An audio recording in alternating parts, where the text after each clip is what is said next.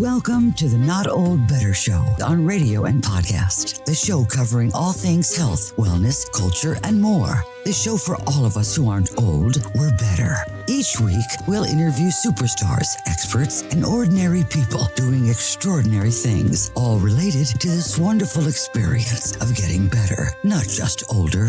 Now, here's your host, the award-winning Paul Vogelzang. Welcome to the Not Old Better Show on radio and podcast. Today's episode is brought to you by newspapers.com. I'm your host, Paul Vogelzang, and today's episode is one that will deeply move you, inspire you, and remind you of the enduring strength of families and the human spirit. Our guest today is Janet Singer Applefield, a Holocaust survivor who has spent decades sharing her harrowing yet hopeful story with people all over the world. As a young girl in Naue Targ, Poland, Janet, then known as Gustawa Singer, lived a blissful life surrounded by family and love. But that idyllic childhood was shattered in 1939 when Hitler's army invaded Poland, setting off a chain of events that would forever change her life. Separated from her parents at just 7 years old, Janet Singer Applefield faced unimaginable loss and fear. Yet in the midst of the darkest chapter in human history, she encountered the incredible bravery of strangers who risk everything to save her life. These experiences, once locked away in the recesses of her memory, have become the foundation of her powerful memoir, Becoming Janet, Finding Myself in the Holocaust, which we will be discussing today. At 88 years old today, Janet not only reflects on her past, but also uses her story to educate future generations. Her tireless efforts have reached thousands of students, and she has even played a pivotal role in advocating for genocide education laws. Janet Singer Applefield's message is clear. We must never forget, and we must always stand against hatred and bigotry in all its forms. This is such a timely message. In this episode today, Janet Singer Applefield will share with us her journey of survival, resilience, and rediscovery. Janet will take us through the traumatic years of the Holocaust, the poignant moments of reunion with her father, and the long path to healing that led to where she is today. A woman dedicated to spreading hope, courage, and the power of compassion. So join us as we listen to Janet's extraordinary story. It's a story of tragedy, yes, but also one of profound triumph. A reminder that even in the face of the greatest evil, the light of humanity can never fully be extinguished. Let's welcome Janet Singer Applefield to the Not Old Better Show on radio and podcast. Chapter 21. Nothing was left for us. February 1946. We had crossed into a new year. It was February 1946, and my father's friend, David Grasgrun, was murdered in his own home just blocks away. What had been only threats turned into reality. Tatush went to the police chief and pleaded for protection. He gave my father a gun and said that was all he could do. Tatush showed me the gun, which he'd wrapped in his handkerchief. I suppose he thought it might comfort me, but it made me even more afraid. I bit my nails until they throbbed, and sometimes the corners would bleed. When we slept, Tatush tucked the gun under his pillow. I slept wedged between Tatush and Mr. Trepper. I often watched Tatush as he slept. Sometimes his muscles would jump and he'd let out a quick scream. I felt sad that his thoughts were haunting him. Whether we were asleep or awake, we lived in fear of our memories, of our dreams, and of our future. We were always on alert for noises, footsteps, or any sign that someone was coming for us. There was nothing left for us in Novitarg. Tatush said we would be safer in Krakow, blending among the 350,000 people who populated the city. We packed our few belongings and once again left our home behind. We never stopped searching for family and still prayed every day that someone would find their way back to us after the war. Tatush had heard from a friend that together with Mamusha's father, my Aunt Liba and Uncle Elek had returned from Siberia and now lived in a small apartment in Krakow. They had survived the war, but Babcia Regina, Mamusha's mother, had died. The slave labor camp in Novosibirsk, Russia, was too cruel. Dadu told us the Siberian winters were unbearable, with temperatures that plunged well below zero. and intense winds. Combined with forced labor, it had broken my grandmother Regina's old and tired body. We were happy that Jaju and Liba and Uncle Alec had survived, but we were devastated at the same time. My father clutched Jaju tightly, and together they rejoiced in their reunion and mourned their shared excruciating losses. Jaju caught his black yarmulke as it threatened to slip off his head, and then rubbed both watery eyes with palms of his hands. I didn't hear Tatush talk to him about Mamusha, but I could tell by his pained look that he knew his daughter wasn't coming back. Jaju kissed me over and over. His dark, rough beard scratched my cheek, but I didn't mind. I knew he was crying joyful tears, but I also knew that seeing me was a reminder that Mamusha, his daughter, wasn't here to share in this moment. We didn't talk about it, but as the months passed, we knew what it meant. Everyone knew what it meant. The five of us just kept rotating hugs and kisses with one another as though letting go wasn't an option. I miss Babcia Regina and Sarenka and Babcia Helena and Grandfather Emmanuel and all of my aunts and uncles, but I miss Mamusha most of all. Their collective absence left a gaping hole in our souls, but this was a happy reunion. Tatush and I moved into their small apartment, and while the quarters were very cramped, at least we were all together. It was morning, and Aunt Liba brought out a package wrapped in brown paper.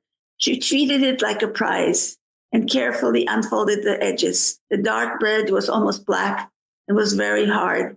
Jaju handed Alec his pocket knife to cut through thick slices. A metal can of butter had been stored on the windowsill to keep cool. Butter was difficult to get and a delicacy. They were so proud to have brought this special treat on the train from Siberia. Alec smeared the yellow treasure on the slices and doled them out with delight. Was I the only one who noticed that it smelled horrible? We had so little, and Uncle Alec was so proud to share this luxury. So even though the butter was rancid and tasted putrid, I knew I had to eat it and pretend it was a wonderful treat. One day, Jaju and I went for a walk. We sat on the bench in the Planty, the beautiful park that encircled the city. Tatush looked at me with solemn expression on his face. I knew it was serious when he spoke to me like a grown-up. Jija, we can't stay in Poland. It isn't safe. And now that we know that Mamusha is not coming back, there's nothing for us here. Tatush saying it out loud was the saddest thing to hear. But I kept my gaze on his eyes and hung on his words. Your Uncle Jack and his wife Rose live in America, and your Uncle Attic and his wife Lula live in Palestine. So we have a choice to make. America, I announced without hesitation. I'd seen a postcard with a picture of the Statue of Liberty. It looked like a dream. I want to go to America, Tatush. Tatush seemed surprised that I'd answered so quickly and that I seemed to know exactly where I wanted to go. Why, he asked. Because money grows on trees in America, Tatush. I made him smile. Thank you, Janet. You've made me smile too. I think that's a beautiful reading and what a wonderful recollection. Your entire book is wonderful. Of course, our guest today is Janet Singer Applefield, and her new book is titled Becoming Janet, Finding Myself in the Holocaust. Our guest today, I'm excited to talk to you and get into this subject because I think it is such an important one of family reunions. You talk about kind of a happy reunion there in the reading, and you reference your time growing up in Poland, and I'll probably mispronounce this, but is it pronounced Nowy Targ? Is that kind of Nowy Targ, which means New Market. New Market. Mm-hmm. Thank you. Your childhood, of course, existed before the Nazi invasion. Do you have any memories that are cherished from that time, that are good memories from those times? I do. I was born in Krakow, but I lived with my mother and father and a baby sister in Nowy Targ with very large extended family, grandparents, cousins, aunts, uncles. I was the first grandchild in the family, so I was pampered and spoiled. And I had an uncle, my father's brother, who had a motorcycle with a little sidecar. He would put me in there, strap me in, and take me to the candy store and take me for rides. I remember cooking and baking with my mother and my grandmother, preparing for holidays. going to the synagogue, just very, very happy memories of this very special time until September 1st, 1939, when all hell broke out. I was just 4 years old at that time. Well, your story is an interesting one because it parallels a little bit of my own family's, but in particular, my wife and I are expecting, well, our son and daughter-in-law are expecting our first grandchild in October. And Congratulations. we plan on, yes, thank you so much. We'll dote and pamper and spoil as well. And then we move on to after that date, September 1st, 1939, and you were 4 years old. And you describe in the book this very heartbreaking moment when you were separated from your parents. I just can only imagine the loss that you felt at such a young age. And then to reflect back on that, how has that shaped your perspective on family in general? And then resilience. I think that's an important subject for our audience. I remember that particular day, my parents sat me down and explained that I was going to be leaving with Maria, who was going to be my caretaker, and that we would be reunited soon. And she said to me, be strong, be brave, and do whatever you're told to do. That message to this day just is so deeply ingrained in my brain, to be brave and to be strong. And it's something that I tried to do throughout the war years. And I think that has taught me to be resilient because I knew what I had to do. I was hiding in plain sight. I had to be sort of invisible. But at the same time, I always knew and I always remembered my family and my history.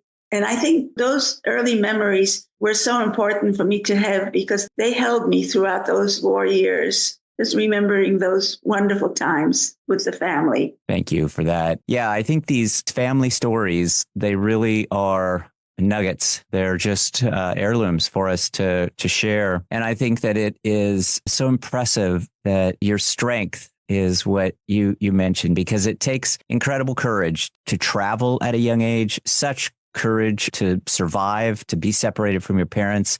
And then you've begun to share these stories now at this age, a few years ago, of course, with young people in particular. And I think that's the part that really jumped out at me, because these stories do need to be shared with these younger generations as well as a wider public. But what's the message here, especially to these younger people who may not be so familiar with the Holocaust and may not be so familiar with what it took to survive such an amazing time? Having lived through such difficult period in history, I was a witness to those times. And I feel a responsibility and an obligation to share this story with young people because so many people in our country, maybe all over the world, don't have that much information about the Holocaust. Actually, only 23 states have mandated the genocide and Holocaust education. I find it's very important. And I'm really happy because I really feel that I connect with young people. Yeah, that's very apparent. You have a great way of presenting. Thank you again for reading from your book. And of course, these stories just come alive as you describe them. One of the stories that was so touching and sweet to me was during your journey throughout, after leaving Poland and elsewhere, you encountered many people who risked their lives to protect you. Maybe share one of those stories, because it's an act of kindness that I think it happens during these moments in great tragedy where people emerge and they become very responsible for us and so helpful. And it's really influenced your view on life and humanity. Yes, I'm so very grateful for those people who risked their own lives and did something amazing, protected and saved the life of a small child. And one particular instance was when I was left in a church. I was told to wait for my cousin who was meeting her boyfriend. And she told me to just sit and wait for her, but she didn't return. I waited for hours in the church. She never came back. I finally walked out of the church and I overheard people talk. And I heard that the Gestapo had come and they arrested everybody in that cafe. So my cousin was gone. And here I was, 7 years old, walking up and down the street, crying, not knowing what to do. But suddenly a woman very quickly came up to me and swooped me up and put me under her cape. and asked, what happened. And I told her that my cousin was in the cafe, but now she was gone. I said, could you please take me to the bus? I was going to go back to the village where I came from. And she said, oh, no, you're too little. So she took me into the building, the same building where the cafe was, but upstairs to the apartment of a woman by the name of Alicia Goomp. And Alicia said I could stay there. And eventually I ended up on a farm that was owned by and operated by the Catholic Church. And Alicia's brother-in-law was the administrator of that farm. So that was one example of this generous, brave two people, the woman from the street and the woman who kept me. They saved me. We're grateful for them, too. Hi. Paul mentioned that today's episode is sponsored by newspapers.com. Obviously, I'm not Paul, but I'm Gretchen, and I've been on the show previously. I'm Paul's better half. We're family, married for 35 years. Today's interview with Janet Singer Applefield is all about family. Our sponsor today, newspapers.com, is all about family history, genealogy, and a great tool for your family search. This is all tied together. Newspapers.com is the largest online newspaper archive, now with more than 1 billion pages from the US, UK, Canada, Australia, and beyond. Are you captivated by stories of the past? Newspapers.com is like a time machine that provides unparalleled access to 3 centuries of history.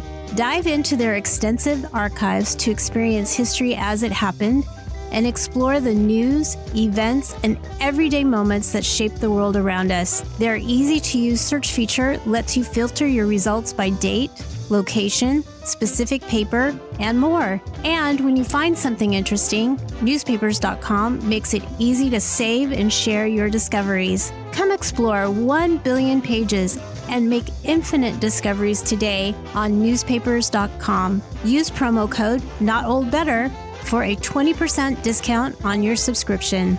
Our guest, of course, today is Janet Singer Applefield, who's written the wonderful new book, Becoming Janet. I've had a chance to read it. Janet Singer Applefield is our guest today. It's so great to talk to you about this memoir, all of your life's work, as well as your wonderful reading to us and your courage even today. I wonder if you could look back to that 7-year-old girl and say something to her, speak directly to her. What would you say to be resilient and strong, especially during those dark times, and offer some hope? Perhaps our audience today needs to hear that too. I would try to comfort her and tell her that she is safe, and things will improve, things will get better, that her family loves her and will always remember her.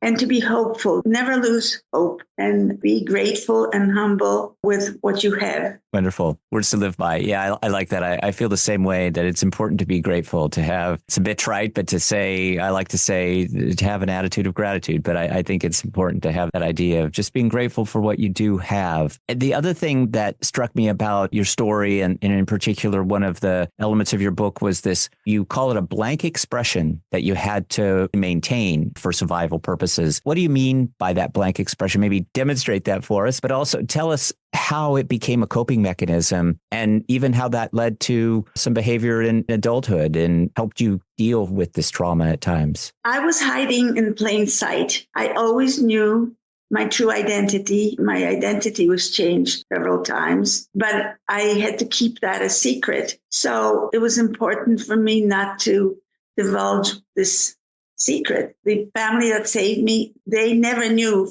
from me that I was a Jewish child. I believe that they suspected that, but they didn't know it from me. So I had to not express any emotions. So that was the coping mechanism. It served me well during the war. It wasn't so great as an adult because I had shut down all my emotions, and it was not easy to start to feel things again. It was a process that took some time to get through and get in touch with who I am, because I didn't even know who I was with all these different identities.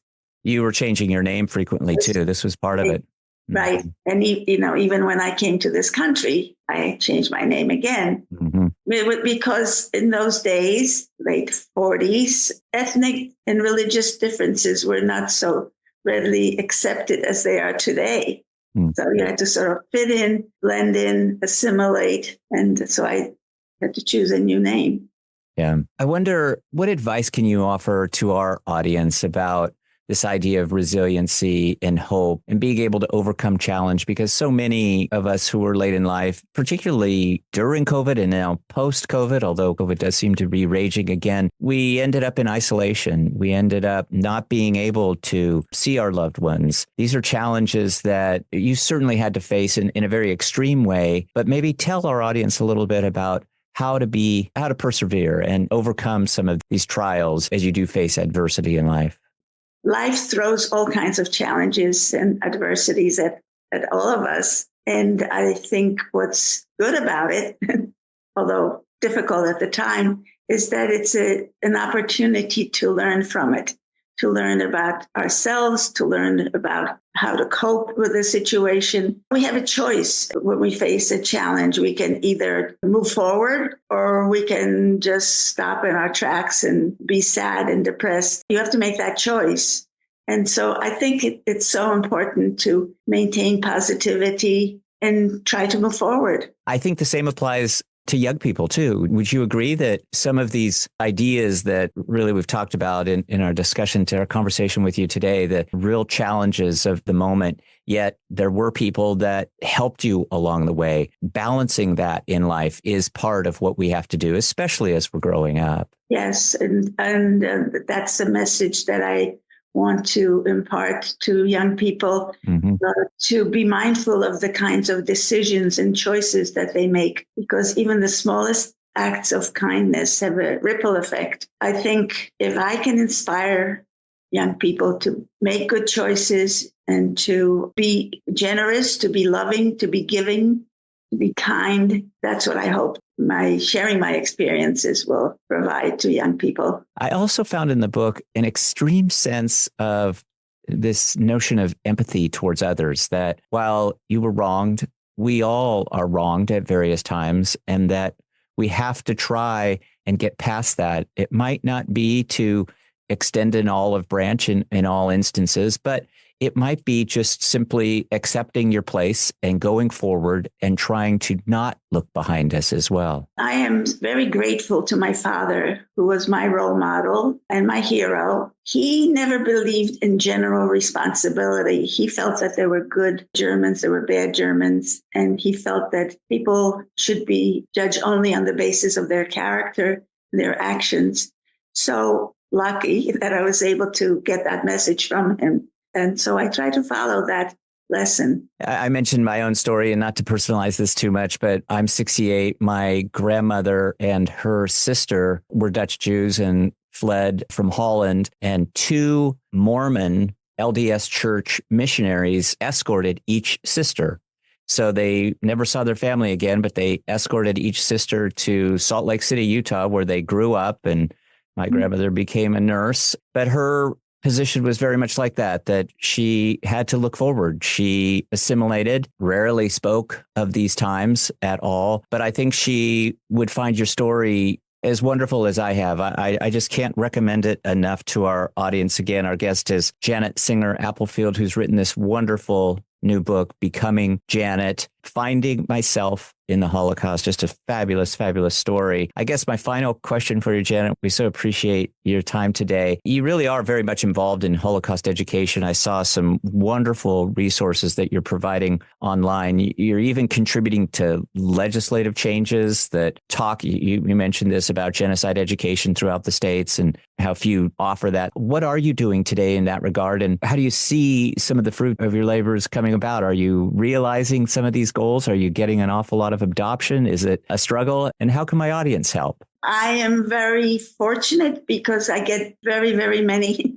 opportunities to speak and to spread the message. I hope that more states will adopt these genocide education mandate, this bill. And I have done some speaking out of state also. So I just hope that this message my legacy will continue, because my children, my grandchildren, and other second generations, third generation, they're beginning to speak about the same subject. Mm-hmm. So I think education is the key to combating hate and discrimination. That's my hope. Such a wonderful book. Again, Becoming Janet is the name of the book. We will put links in our show notes today so that our audience can find out more about Janet, her wonderful new book. Congratulations on this work. We hope that you do get out there and speak about this. We certainly are going to share this widely with our audience. I noted that you have this beautiful mention of David Applefield. You say, "You were my joy, my shining light. I miss you every day. This memoir is for you." I assume, given the birth dates there, that may have been a son. Is that That was my son.